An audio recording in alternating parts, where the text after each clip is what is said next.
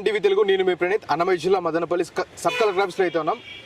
మదనపల్లిలో కొద్ది రోజులుగా చర్చనీయాంశంగా మారిన బుద్ధుని విగ్రహం ధ్వంసం కేసులో గురించి అయితే కొంతమంది వ్యక్తులు అయితే ఆ గ్రామానికి చెందిన వారు వారి మీద కేసులు అయితే అక్రమ కేసులు అయితే బనాయించారని చెప్పి వారు సబ్ కలెక్టర్ ఆఫీస్కి వచ్చి అర్జీలు అయితే ఇస్తున్నారు. ఇంతకు ఆ కారణం ఏంటి అని వాళ్ళ మాటలను తెలుసుకుందాం. అన్న నమస్తే. అన్న నమస్తే. మీ పేరన్నా? నా పేరు కేవీ రమణ.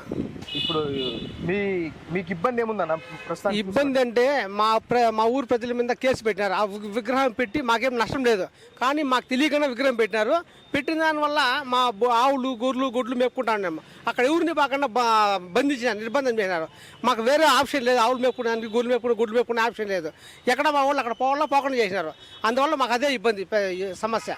ఆ కొండలో మాకు ఆల్రెడీ మా ఊరు దేవత నా పేటలో గంగమ్మ మా కులదైవం ఉంది, మా దేవత. అక్కడ కూడా మా వాళ్ళు పోవాలంటే భయపడుతున్నారు.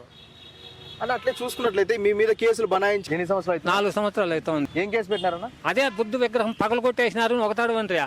పగలగొట్టేసిన మీరు ఏమో మేము అటు వచ్చి అడినదానికి మమ్మల్ని క్యాష్ పెట్టిస్తున్నారు అని చెప్పి కేసు. ఏమని తిట్టినారన్నా క్యాష్ పెట్టంటే? మనకు తెలియదు ఏమని తిట్టినారు. మీరు తిట్టినారని?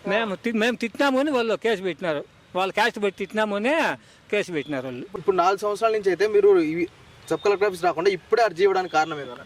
మళ్ళీ మనం రీసెంట్ గా పడుకుంటున్నారు కదా, మళ్ళీ పగలగొట్టేసినారు కదా ఎవరు. అప్పుడు 15 దినాలు అప్పుడు మళ్ళీ మమ్మల్ని ఇబ్బంది పెడతా ఉన్నారు. పోలీసు వాళ్ళు మిస్కిల్తో వచ్చేది, రమ్మనేది, అర్జీ రాసుకునేది, మమ్మల్ని ఇబ్బంది పెడతా ఉన్నారు. ఇప్పుడు ఎంత మీ గ్రామస్తులు ఒకే వాళ్ళ, ఒకే కుటుంబం వాళ్ళనా? అందరూ ఉన్నారు. 15 మంది ఉంటుంది. అప్పుడే 15 మంది ఉంటుంది మేము. 15 మందిలో వాళ్ళు పోలీసు వాళ్ళు మాకు తెలియదు కదా, 10 మందికి ఎక్కువ ఉంటే కేసు కాదంట అని చెప్పేసి 10 మంది పేర్లు వచ్చే కొనికి ఇంక సాల్లే అనేసి వాళ్ళు వెళ్ళిపోయి మా మీద ఎఫ్ఐఆర్ రాసేసి కేసు పెట్టినారు. మేము తిరుగుతూ ఉన్నాం కోర్టు. అలా చూసుకున్నట్లయితే మొన్న ఎస్పీ గారు అయితే స్పష్టంగా 13-14 సంవత్సరాల మైనర్ పిల్లోళ్ళు అది ఘటన చేసి దాన్ని ధ్వంసం చేశారని ఎస్పీ గారు అయితే స్పష్టం చేశారు. మళ్ళీ మీ మీద రావడం కారణం ఏమన్నా? ముందు వచ్చింది మాకు, మరి ఇప్పుడు వస్తుందని మీరు ఎలా చెప్తున్నారు?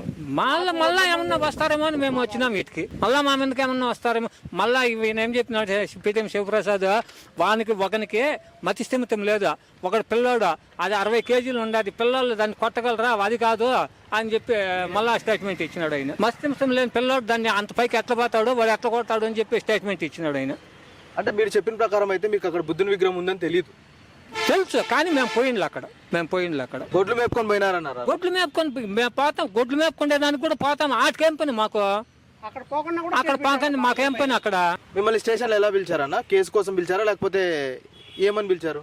అదే మీరు నిన్న పోటీలు తీసినారు కదా వాళ్ళు వచ్చి బండ్లు, అప్పుడు మీరే కొట్టేసింది అదే మేము కొట్టేసినారని దానికి మమ్మల్ని క్యాష్ పెట్టి తిట్టినారని చెప్పి వాళ్ళు కేసు పెట్టినారంటే మమ్మల్ని పిల్లంపించి మళ్ళీ వాళ్ళు తెలివిగా ఆధార్ కార్డు మీకు చవరాలు పెట్టించుకొని మ్యాటర్ రాసేసి మాకు తెలివిగా మీ ఆధార్ కార్డు లేండి, ఆధార్ కార్డు ఇచ్చే కొందుకు ఎఫ్ఐఆర్ రాసేసి కోర్టుకు సప్లై చేసినారు. మేము తిరుగుతూ ఉన్నాం. ఇప్పుడు మీరు కోర్టుకి అయితే తిరుగుతున్నారా? కోర్టులో ఏం చెప్తున్నారు? ఏం చెప్పలా, పోయిన మాకు 4 గంటల నుంచి ఏం చెప్పలా. వచ్చిన పలానా రోజు వాయిదా ఉండదే మళ్ళీ రావండి అంటున్నారు, అంతే. ఏం చెప్పింది వాళ్ళు అబద్ధించి అంతే. అట్లయితే పిటిఎం శివ గారు చూసుకున్నట్లయితే అంకిశెట్టి గ్రామస్తులు చేశారని మీ మీద అయితే ఆరోపిస్తున్నారు. ఇది ఎంతవరకు నిజమన్నా? ఎంతవరకు మాకు సంబంధమే లేదు, అది మాకు తెలియదు. అది ఆ బుద్ధ విగ్రహం కానీ ఏడుండే చూసినారు అంతేగాని మేము దగ్గరికి పోయిందా అది ఎట్లా తీర్చినారు అని కూడా మేము చూసినలేదండి. అదే అంకిశెట్టిపల్లి సర్పంచ్ వచ్చేసి ప్రభుత్వానికి అయితే అర్జీ ఇవ్వడం జరిగింది. ఈ స్థలాన్ని గవర్నమెంట్ అధీనంలో తీసుకొని ఒక హాస్టల్స్ లాగా, ఒక మంచి ప్లేస్ లాగా దీన్ని పర్యాటక కేంద్రంగా చేయమని చెప్పి ఆయన అయితే అడుగుతున్నారు. ఇట్లా పిటిఎం శివ గారిని చూసుకున్నట్లయితే ఈయనైతే బుద్ధుని విగ్రహం పెట్టుకొని ఇది ఒక మంచి స్థావరంగా చేసి ప్రజల్లోకి బుద్ధత్వంని తీసుకెళ్దామంటారు. ఇంతకు వాళ్ళకి పిటిఎం శివ గారికి మీకు సర్పంచ్కి ఉన్న తేడా ఏమన్నా అసలుకి? అంటే వాళ్ళు ఏం మాట్లాడుతున్నారు? వాళ్ళు ఏం చేసిన బుద్ధ విగ్రహం అన్నా పెట్టుకొని ఆక్రమించుకొని ఊరికి అటు పోయిన వాళ్ళు, ఒకవేళ మేము అటు పోయిన వాళ్ళ మీద అంతా కేసులు పెట్టి ఇబ్బందులు పెడతా ఉంటే ఇప్పుడు 15 మంది 20 మంది స్టేషన్కి తిరుగుతూ ఉన్నాం, కోర్టుకు తిరుగుతూ ఉన్నాం. అదే నువ్వు పర్యాటక ఒక దేవుడిని పెట్టినావు, అది 10 మందికి దేవుడే.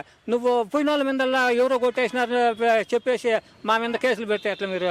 అందుకు గవర్నమెంట్ తీసుకొని పర్యాటక శాఖ కూడా చేయండి, ఇంకా మంచిదే కదా మాకు. అంటే ఇంకా అట్లా కాకుండా మీరు చూసుకున్న మీకు ఆయనకి ఏమన్నా వ్యక్తిగత మాకేం అసలు అసలు మాకు తెలియదు వాళ్ళు ఎవరైంది మాకు. అంటే మీ మీద కక్షపూరితంగా చేస్తున్నారు. అది కక్షపూర్తంగా చేసినారో అది ఏం చేసినారో మాకే తెలియదు. అది మమ్మల్ని పిల్లం పెంచినారు.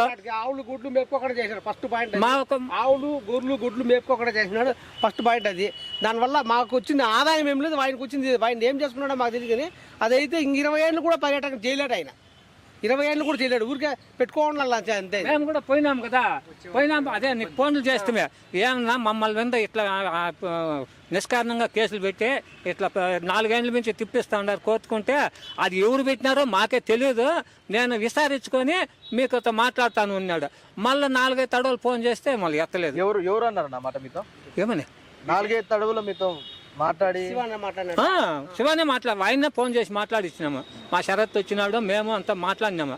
మాట్లాడితే వాళ్ళు ఎవరు కేసు పెట్టినారో నాకు తెలియదు, వాళ్ళని విచారించి ఎవరు పెట్టినారో తెలుసుకొని మళ్ళీ మీకు ఫోన్ చేస్తామన్నాడు. మళ్ళీ ఫోన్ చేస్తే మేము ఎత్తలే పోయి.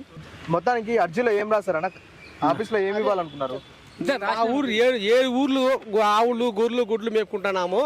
దానివల్ల మాకు ప్రజలకు ఇబ్బంది లేకుండా గవర్నమెంట్ వారు చర్య తీసుకుని మాకు న్యాయం చేయాలని రాసాము, అంతకైతే వేరే ఏం రాయలేదు. సో ఇదంటే అంగిశెట్టిపల్లి వారికి ప్రజల ఆందోళన. వీరైతే అటు చుట్టుపక్కల 7 పల్లెల వారైతే అక్కడ తిరిగి గొర్రెలు కాచుకుంటూ ఆవులు మేపుకుంటూ తిరిగేవాళ్ళంట. ఇప్పుడైతే వారి మీద అక్రమంగా కేసులు బనాయించి వారిని అయితే ఏ పని చేసుకోనియకుండా భయభ్రాంతులుగా చేస్తున్నారని చెప్పి ఈ గ్రామస్తులు అయితే చెప్తున్నారు. ఈ విషయం అయితే చాలా చర్చాంతంగా మారింది. అటు సైడ్ చూసుకున్నట్లయితే పోలీస్ శాఖలో కానీ, ఇటు సైడ్ చూసుకున్నట్లయితే పీటీఎం శివ గారు కానీ చాలా ఆందోళనకు గురై కేసులు ఘటనలు అలాగే ధర్నాలు అయితే చాలా జరిగాయి. ఇంకా ముందు ఏం జరుగుతుందని చూద్దాం.